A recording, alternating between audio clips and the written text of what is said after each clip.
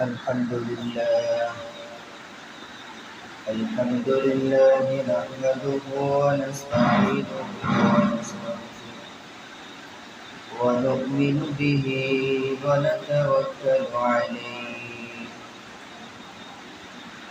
ونعوذ بالله من شرور أنفسنا ومن سيئات أعمالنا من يهده الله فلا مضل له ومن يضلله فلا هادي له ونشهد أن لا إله إلا الله وحده لا شريك له ونشهد أن سيدنا وسندنا وحبيبنا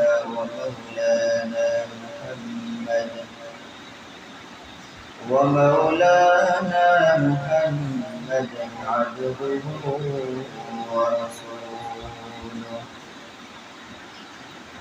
صلى الله تعالى عليه وعلى آله وسلم أرسله الله تعالى بالحق بشيرا ونذيرا وداعيا إلى الله بإذنه وسراجا منيرا أما بعد فأعوذ بالله من الشيطان الرجيم بسم الله الرحمن الرحيم الذين هاجروا وأخرجوا من ديارهم وأوذوا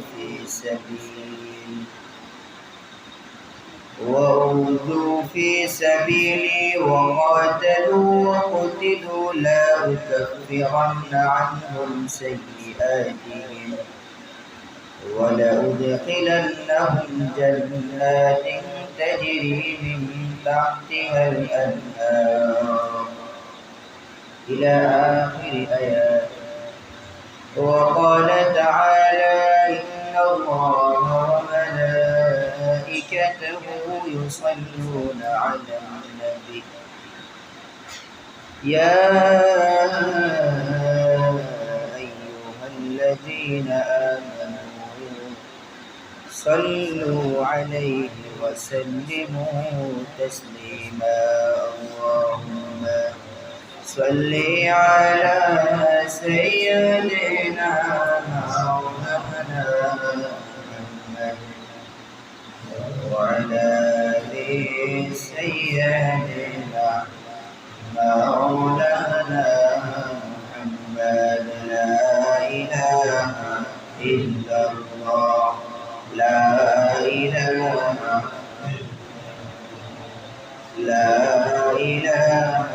إلا الله لا إله إلا الله لا إله إلا الله لا إله إلا الله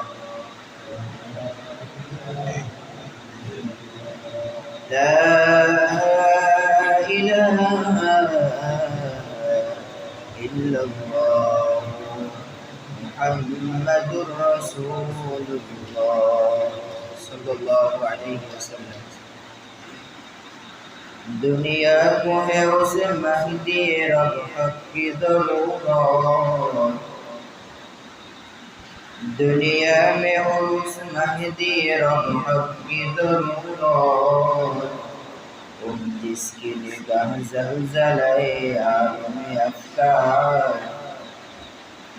जिसकी निगाह ज़लज़ले आलम अफ़कार अल्हम्दुलिल्लाह अल्लाह पाक रब्बुल आलमीনের দরবারে শুকরিয়া আদায় করি যে মহান রব্বুল আলামিন আমাদেরকে ভালোবেসে মহব্বত করে যে আল্লাহ আমাদেরকে স্বাধীনতার মুখ দেখিয়ে যে আল্লাহ আমাদেরকে পর্যন্ত বাঁচিয়ে রাখছেন। কত ভাই আমাদের দুনিয়া থেকে বিদায় নিয়েছে, শাহাদাত বরণ করছে। আমরা ওই ভাইদের জন্য আল্লাহর কাছে জান্নাত কামনা করি। আর আমরা যারা দুনিয়াতে বেঁচে আছি, আল্লাহ যতদিন জীবিত রাখে যেন ইসলাম দ্বীন ও ধর্মের সাথে রাখে। সর্বোপরি আল্লাহর দরবারে অন্তর থেকে দিল থেকে শুকর আদায় করি আলহামদুলিল্লাহ। মহান রব্বুল আলামিন গত 2 জুমার আগে একটা আয়াত দিয়ে আলোচনা করছিলাম, وتعز من تشاء وتذل من تشاء। আয়াতটা কি মাঝখানে এতটুকু বললাম, وتعز من تشاء وتذل من تشاء। ইজ্জত দেने वाला কেটা? আওয়াজ ইজ্জত দেওয়ার মালিক কে? বেইজ্জতি করার মালিক কে? কার কোনো ক্ষমতা আছে এখানে? ইজ্জত এবং বেইজ্জত এই দুইটার ভিতরে কার কোনো হাত আছে? কোনো শক্তি? কোনো একমাত্র আল্লাহ।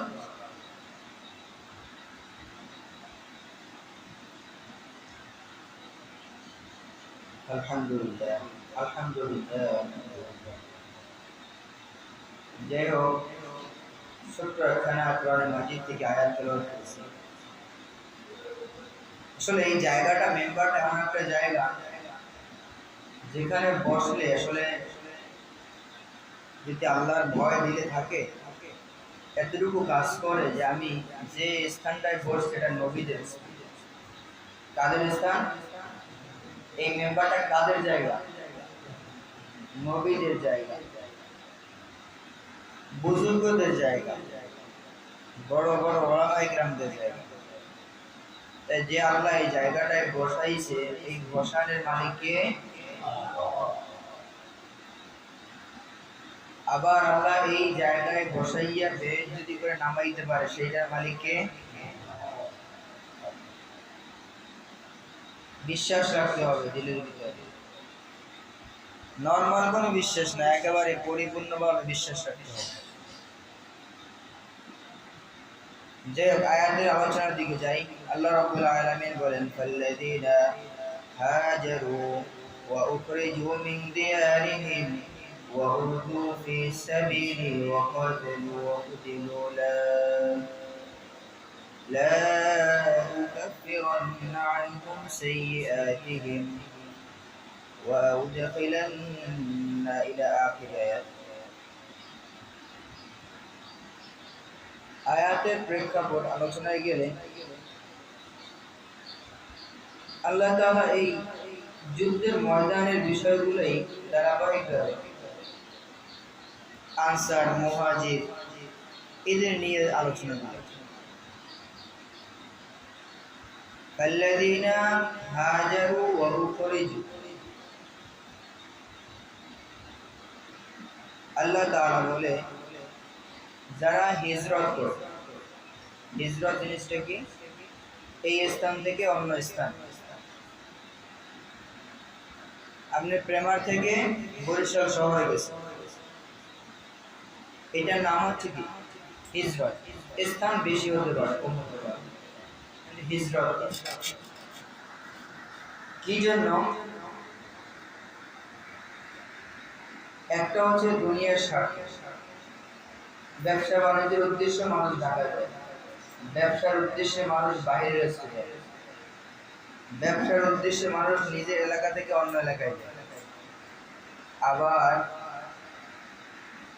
এই নিয়তটার ভিতরে আরেকটা হচ্ছে দিন কায়েমের নিয়ত, যে আমি ইসলাম জিন্দা করার জন্য আমি আমার দেশ ত্যাগ করে আমি অন্য দেশে পাড়ি দিলাম।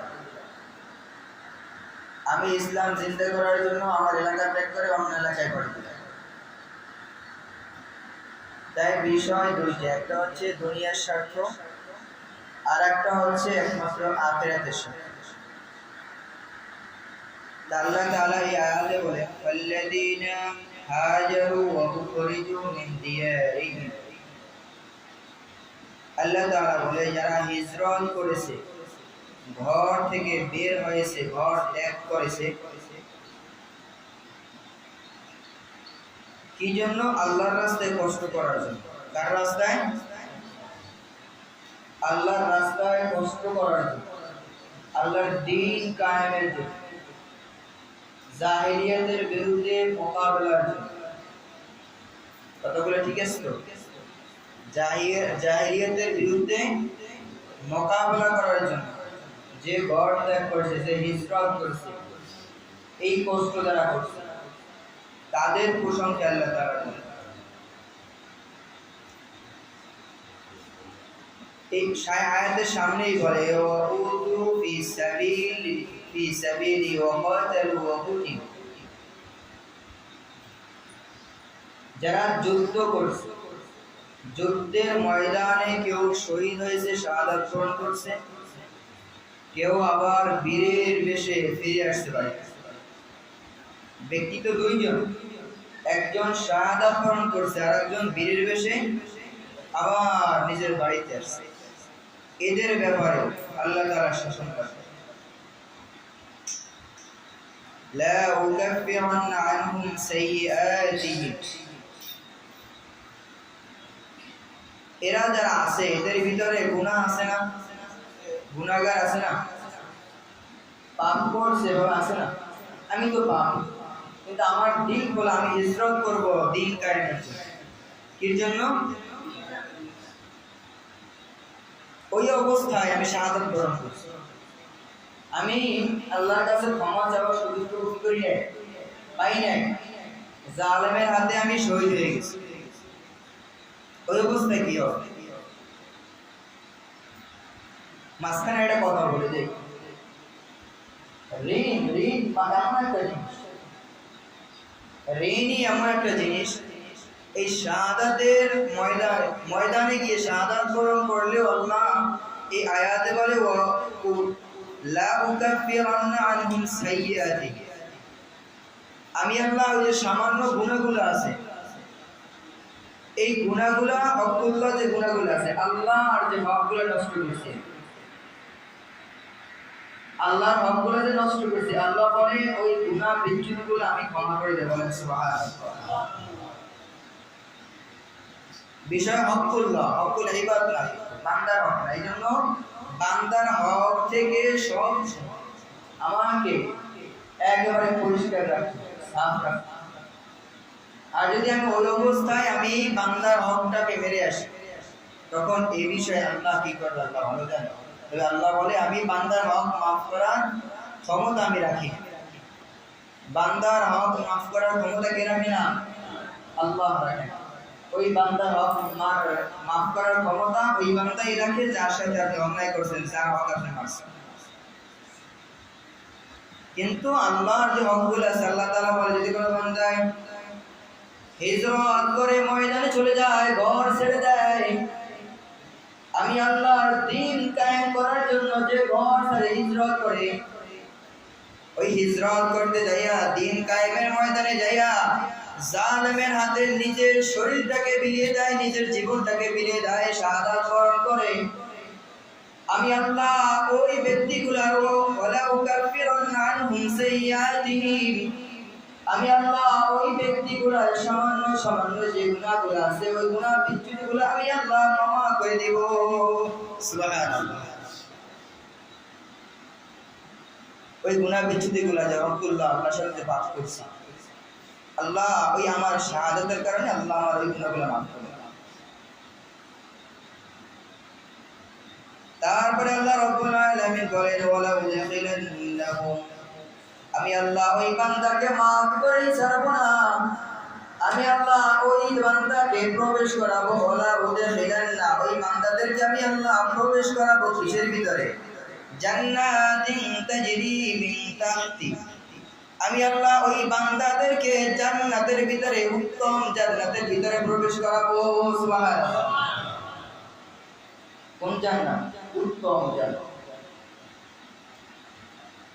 আল্লাহ রাব্বুল আলামিন বলেন ওয়ালা উদখিলান্নাহুম জান্নাতিন তাজরি মিন তাহতিহাল আনহার, যারা দুনিয়ার বুকে আমার দিন কায়েমের জন্য, ইসলাম কায়েমের জন্য জালেমের বিরুদ্ধে যুদ্ধ করে নিজেকে শাহাদাত বরণ করাবে, আমি আল্লাহ ওই বান্দাদেরকে উত্তম জান্নাতের ভিতরে প্রবেশ করাবো। সুবহানাল্লাহ। আল্লাহ তাআলা বলে, হে বান্দা, তোমরা কি জানো যে জান্নাতে ওই বান্দারা প্রবেশ করবে, ওই জান্নাতটার নিচে কি আছে? ওই জান্নাতটা কেমন জান্নাত? আল্লাহ রাব্বুল আলামিন বলেন, মিন তাহতিহাল আনহার, যে জান্নাতের ভিতরে বান্দারা প্রবেশ করবে ওই জান্নাতের নিচে থেকে নহর সমূহ প্রবাহিত হবে। সুবহানাল্লাহ। কি প্রবাহিত হবে? নহর কি চিনেন? 1 কেজি 1 লিটার দুধ কয় টাকা কিনি আমরা? 60 না 70? 60 টাকা না 80 টাকা? 80 টাকা। 80 টাকা। আর যদি একেবারে অরিজিনাল মধু কিনতে যাই 1 কেজি 1300, 1400, 1200 এরকম। আল্লাহ রাব্বুল আলামিন বলেন, বান্দার জন্য দুনিয়াতে হারাম ছিল মদ। মদ কি ছিল? হারাম। আল্লাহ বলে, ওই জান্নাতের নিচ দিয়ে এই 3টা জিনিসের নহর প্রবাহিত হবে। 1 নম্বরে দুধের নহর, 2 নম্বরে মধুর নহর, 3 নম্বরে মদের নহর।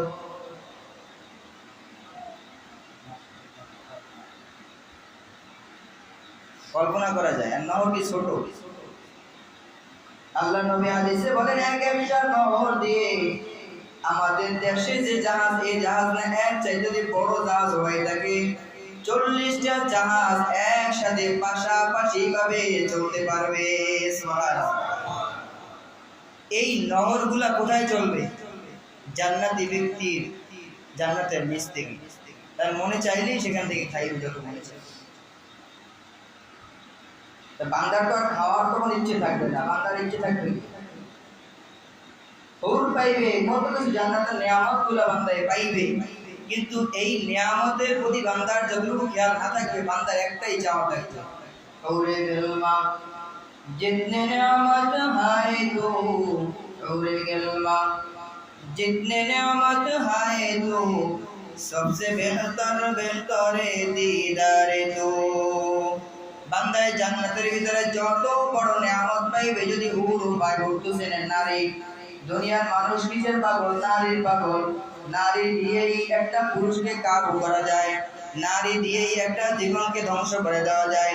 আবার ওই নারীর লোভ, যদি নারীটা ভালো হয়, ওই নারীর আশায় আশায় ওই ব্যক্তিটা অসহায় থেকে কোটিপতিও হতে পারে। কথা রাইট না? না ভুল বললাম? আল্লাহ বলে, মানুষ যেভাবে দুনিয়ায় নারীর জন্য এত পাগল, নারীর জন্য এত পাগল, আল্লাহ জানে যে পুরুষের ভিতরে নারীর চাহিদা থাকবে, নারীর ভিতরে পুরুষের চাহিদা থাকবে। ওই পুরুষকে আমি আল্লাহ জান্নাতের ভিতরে যে হুরগুলা দেব, জান্নাতের হুর এত সুন্দর, এত সুন্দর, ওই কাপড় উপর থেকে বের করে শরীরের চামড়া গোস্ত বের করে হাড়ি পর্যন্ত দেখা যাবে। সুবহানাল্লাহ।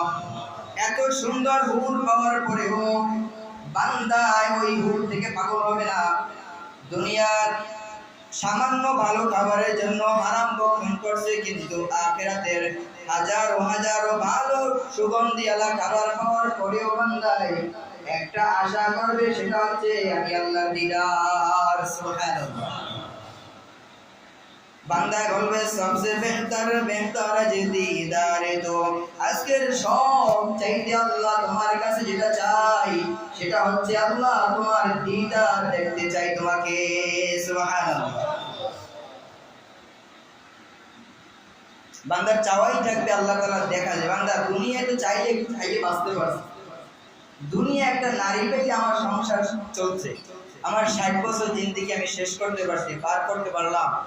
কিন্তু আল্লাহ, দুনিয়ায় তোমার দেখা তো পাইলাম না, তোমার দেখা আমি চাই। বলেন না সুবহানাল্লাহ।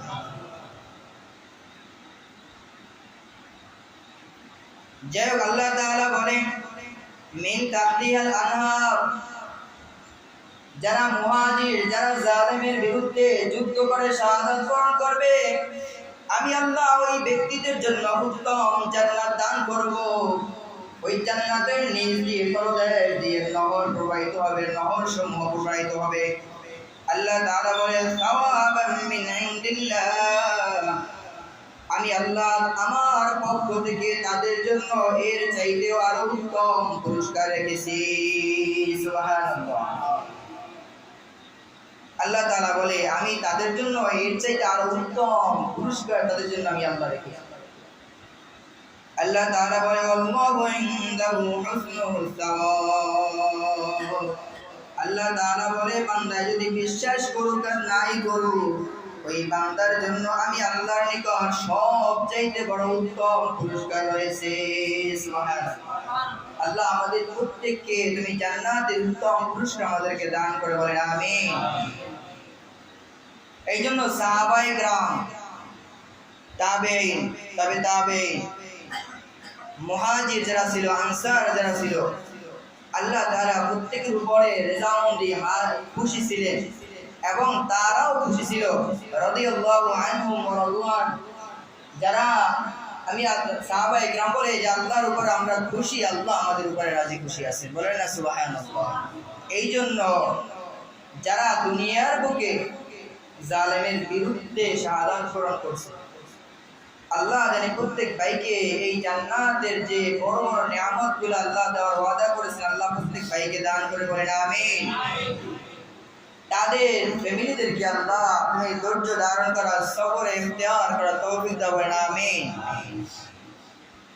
অনেকের ভিতরে কষ্ট থাকতে পারে, স্বাভাবিক, দুনিয়াটাই এমন। আল্লাহ যখন কিয়ামতের ময়দানে বান্দাকে প্রশ্ন করবে, সওয়াল করবে, তখনও একদল বান্দায় মিথ্যা বলতেই থাকবে আল্লাহর সামনে। কি বলবে? কথা বলেন, কি বলতে থাকবে? হাশরের ময়দানে বিচার হবে তো সবাই জানি আমরা, বিশ্বাস আছে না? হাশরের ময়দানে আমাদের বিচার হবে। সেই বিচার কাজটা ওখানে বসেও আল্লাহ যখন বান্দাকে প্রশ্ন করবে, তখন বান্দায় আল্লাহর সামনেও মিথ্যা কথা বলবে বাঁচার জন্য। এই জন্য মনে করবে আমি মিথ্যা বললেই মনে হয় বেঁচে গেলাম। তখনও যদি আল্লাহর সামনে হাশরের ময়দানে এই মিথ্যুকরা যেখানে থাকে, এই মিথ্যাবাদী সেখানে থাকে, তাই দুনিয়ার মতো জায়গায় যে মিথ্যা সাপোর্ট করবো না, আর মিথ্যারা যখন পতন হবে আমরা কষ্ট পাবো না, এটা কেমনে বুঝেন? এই দলটা একটা থাকবেই যে আমরা কষ্ট পাবো না, আমরা খুশি যে আল্লাহর দিন চিন্তা হোক, আমরা দোয়া করি। এই দলের মানুষও থাকবে, আবার এটাও থাকবে আমার স্বার্থে তো আঘাত লাগছে। কোথায় আঘাত লাগছে? আমার স্বার্থে। আপনারা বলি না, আমার স্বার্থে আঘাত লাগছে। এই জন্য বলি যে বারবার একটা জিনিস বলি যে কোরআন যেটা বলে, হাদিস যেটা বলে, ওটা বলুক সে কালামানি, কিন্তু ওটাকে আমার সঙ্গে জড়াতে হবে। কথা কি ক্লিয়ার? কোরআন যে বলে, হাদিস যে বলে, কথা রাইট, সে বলুক কালামানিক, সে বলুক সেই হজ করনেওয়ালা, মানে হাজি সাহেব একজন, সে বলুক একজন জিয়ারত করনেওয়ালা, তার এলাকায় এখানে না, যেই হোক না কেন ওই সত্য কথাটা আমার সঙ্গে লাগাইতে হবে। আর মিথ্যা কথা চাই আমার বাবা বলুক, আর আমার দল বলুক, আর আমার গোষ্ঠী বলুক, ওই মিথ্যা কথা যতই সত্য সাজানো হবে, ওটাকে আপনি যদি জানেন যেটা মিথ্যা, ওটাকে আপনার থেকে দূরে করতে হবে, আপনার শরীর থেকে সাফ করতে হবে। যদি এটা করতে পারেন তাহলে আপনি ইমানদার দাবি করতে পারেন। আর যদি মনে করেন যে আমার ভিতরেও কষ্ট লাগে, আপনি ইমানদার দাবি করিয়েন না। আপনি ইমানদার, আপনি মুমিন, আপনি দাবি করিয়েন না।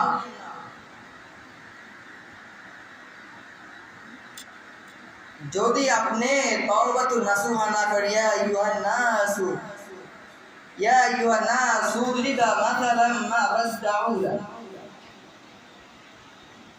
আপনি এত সুন্দরভাবে ইয়া আইয়ুহান নাবিয়্যির ভিতরে প্রবেশ করতে চান, ইয়া আইয়ুহাল্লাযিনা আমানুর ভিতরে প্রবেশ করতে চান, ইয়া আইয়ুহান নাসুর ভিতরে প্রবেশ করতে চান, কারণ এই শব্দগুলো সম্পূর্ণ কার বাণী? আল্লাহ ডাক দেয়, আল্লাহ ডাক দেয়, ইয়া আইয়ুহান নাবিয়্যু ইয়া আইয়ুহাল্লাযিনা আমানু ইয়া আইয়ুহান নাস। এই বাণীগুলো তো ওই ব্যক্তিদের জন্য যাদের ভিতরে আমি সত্য পাইলাম তো সত্যকে মানলাম, আমি মিথ্যা পাইলাম মিথ্যা ওই মুহূর্তে আমার থেকে ত্যাগ করলাম।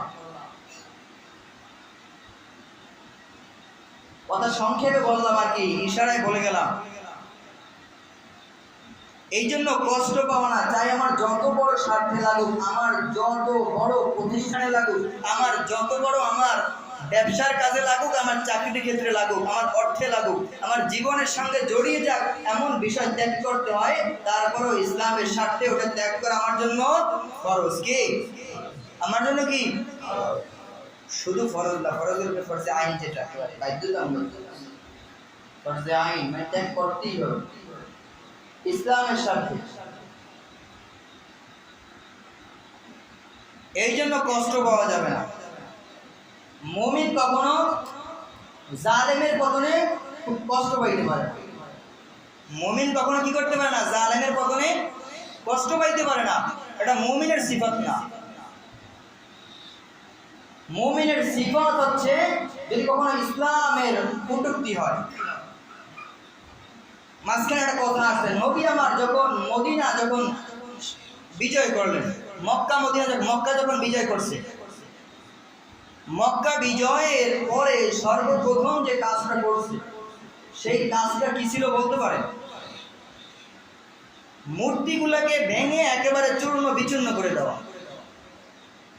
মক্কা বিজয়ের সর্বপ্রথম কাজ ছিল কি? মূর্তিগুলো ভেঙে চূর্ণ বিচূর্ণ করে দেওয়া। আর তখন মূর্তি ভাঙার পরও কষ্ট পাইছে এমনও লোক ছিল না? মূর্তি ভাঙার পর ওই সময় কষ্ট পাইছে এমন লোক ছিল না?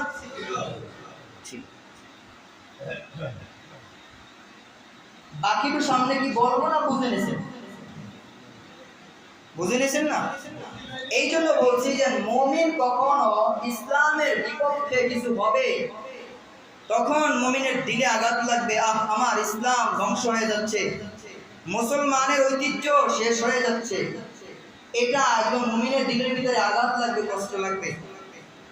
আর ইসলামের বিপক্ষে যারা এতদিন পর্যন্ত মানুষের দেহ নিয়ে, মানুষের রূহ নিয়ে, মানুষের প্রাণ নিয়ে যাদের ভিতরে কিঞ্চিত পরিমাণ কষ্ট লাগে না, একটা মানুষের প্রাণকে বিলাই দিতে যেভাবে ইসলামের জন্য সাহাবায়ে কেরাম কিছু মনে করতো না, সাহাবায়ে কেরাম ইসলামের জন্য প্রাণ বিলাইতে কি মনে করতো না?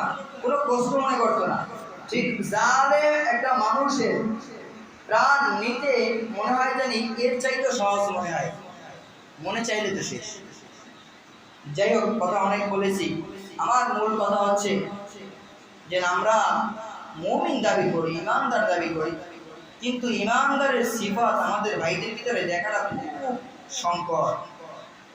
খুব কষ্ট লাগে যখন তার ভিতরে আফসোস দেখি, সে তো একজন নামাজি, 5 ওয়াক্ত নামাজি, সে তো পরহেজগার ব্যক্তি, সে তো হাজী সাহেব, সে হজ করে আসছে, আমার নবীর রওজায় আমরা যেতে পারি না, সে সেখানে গিয়েছে, কিন্তু তার দিলের ভিতরে কষ্ট লাগে, তার দিলের ভিতরে আঘাত লাগে। আল্লাহ যখন আমাকে দুনিয়াতে আনছে, আমি কিভাবে থাকবো, কিভাবে বাঁচবো, কি খাবো, কোথায় কি করবো, আল্লাহ আমার তকদিরে লিখে রাখছে। সবার কি এটা সন্দেহ আছে? সন্দেহ আছে? আপনার ব্যবসায় এ মাসে লাভ হবে না লস হবে আপনি কি জানেন? কোশ্চিন কালেও জানেন? আপনি মনে করতেছেন মাসের 15 তারিখ পর্যন্ত আমার ব্যবসার হালত অনেক ভালো, আপনার জানেন আপনার মাসের 29 তারিখ পর্যন্ত আপনার ব্যবসার হালচাল অনেক ভালো, 30 তারিখ মাসের শেষে এমন একটা জায়গায় ধরা খাইছেন আপনার পুরো মাসের ব্যবসা সব শেষ, আপনার গাইড থেকে আপনার তাও শেষ। এই জন্য বলি যে মানুষ যে ঈমান নিয়ে কবরে যাবে, ঈমান নিয়ে কবরে যাবে, এটা মৃত্যুর আগ পর্যন্ত বলা যায় না। ঈমান নিয়ে একজন মানুষ কবরে যাবে মৃত্যুর আগ পর্যন্ত বলা যায় না। ওই মৃত্যুর আগ মুহূর্তেও ওই ব্যক্তি ঈমান হারা হয়ে কবরে যাইতে পারে, আবার ওই ব্যক্তি সারাটা জীবন সারাটা জীবন ইসলামের বিরুদ্ধে কাজ করছে, মুসলমানদের পক্ষে কথা বলে নাই, কিন্তু মৃত্যুর আগে ওই ব্যক্তির ভিতরে ভয় আসছে, ওই ব্যক্তি কালিমা পড়ে, খাস তওবা করে কবরে গেছে, ওই ব্যক্তির জন্য জান্নাত ওয়াজিব হয়ে যাবে। এই জন্য সবাই ইসলামের সাপোর্ট করেন, ইসলামের কিভাবে সাহায্য করা যায়, ইসলামকে কিভাবে সহযোগিতা করা যায়, ওই দিকটা খেয়াল করেন। আল্লাহর ওয়াস্তে জালেমের সাপোর্টে কখনো যাবেন না, জুলুমের সাপোর্ট কখনো করবেন না। আল্লাহ কিন্তু ছাড় দেয়, ছেড়ে দেয় না। আল্লাহ ছাড় দেয়, ছেড়ে দেয় না। আল্লাহ আপনাকে সময় দেয়, আপনাকে কিন্তু একেবারে আপনাকে মাফ করে ছেড়ে দেয় না। আল্লাহ আমাদের সকলকে দ্বীনের জন্য নিজের জীবনকে বিলিয়ে দেওয়ার তৌফিক দান করেন। আমিন। ওয়া মা আলাইনা